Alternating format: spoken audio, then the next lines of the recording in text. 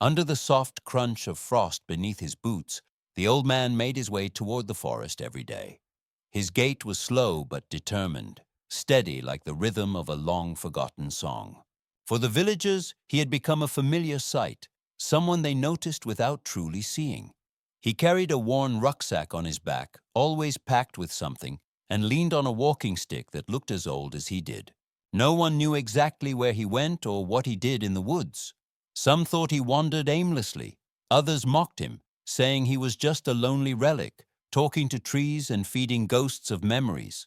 Yet, without fail, he disappeared into the trees and returned only after the sun began to fall behind the horizon.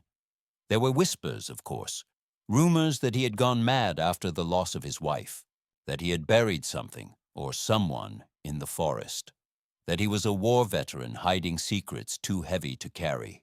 Teenagers laughed at the very idea. To them, he was just a strange old man, something to joke about when boredom took hold. One winter afternoon, 3 boys decided to follow him. Not because they cared, but because they wanted amusement. They waited behind a snow-dusted fence until he passed, then crept behind at a distance, keeping to the edge of the trees. They expected nothing.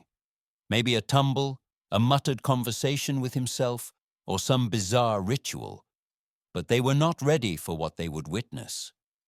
The forest grew quieter the deeper he went. The sounds of the village faded until only the breath of wind between bare branches remained. He moved with purpose, knowing every step of the path, despite no visible trail. Snow covered the ground, but his boots never hesitated. The boys followed more slowly, now less amused, their laughter fading. There was something about the way he moved, something deliberate, almost reverent. He finally arrived at a clearing surrounded by old trees whose branches reached like crooked fingers toward the sky. There, he set down his bag, unrolled a cloth on the ground, and began to unpack. He brought bread, apples, bits of meat, nothing fancy. Then he knelt on the cloth and waited. Not a minute passed before movement stirred at the edge of the woods. First came a red fox, ears twitching, nose lifted toward the air. Then a hare, thin but quick. A badger followed slowly, waddling with the clumsy dignity of its kind. They did not hesitate. They came to him as though he were one of them. He offered them food with open hands, not flinching, not demanding.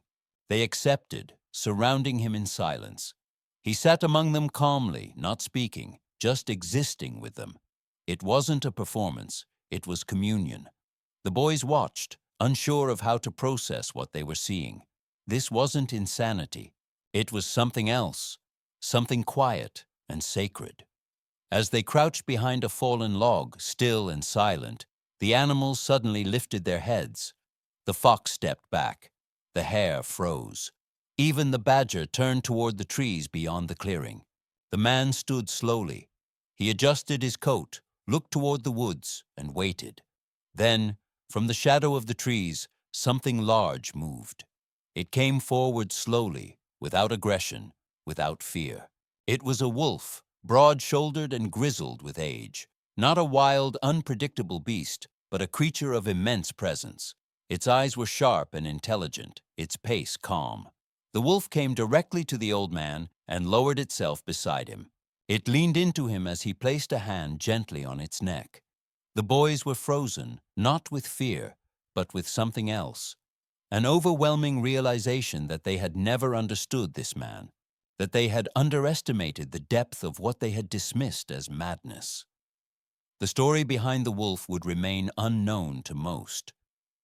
Years ago, the old man had found it bleeding in the snow, caught in a trap. He had freed it, tended its wounds, and brought it back from the edge of death. The wolf had returned to the forest, but not without memory, and since then, it had returned to him. Not out of hunger, but out of something that humans too often forget exists between species: loyalty. The animals in that clearing were not pets, they were not tamed. They were companions in silence, drawn not by food alone, but by trust built over years. Trust earned without words. Months passed. The boys who had once mocked him never spoke of that day to others. Not because they were afraid, but because they no longer knew how to explain it. They changed. They watched him with new eyes when he passed through the village. They stopped laughing. One of them even began to leave fruit at the edge of the woods, not in expectation of reward, but in quiet acknowledgement. The forest held mysteries, and the old man had simply listened long enough to be welcomed into them. The winter turned, and spring came. The old man still walked to the woods each morning, but one day he did not return. His body was found beneath the tall pine in the clearing, his rucksack still beside him, his walking stick resting against the trunk. He had passed quietly, without struggle, a peaceful end, as if the forest had embraced him completely. When the villagers came to bury him, a small gathering of animals stood at a distance: foxes, deer, a lynx, and the wolf, watching with those same steady eyes.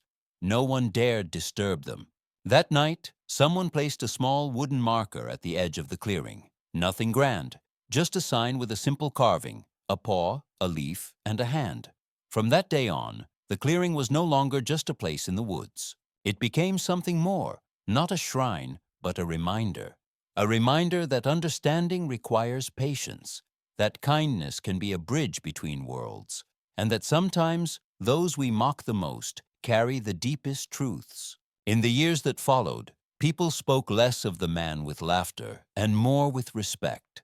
Children were told not to disturb the forest trail. Food offerings sometimes appeared at the tree line.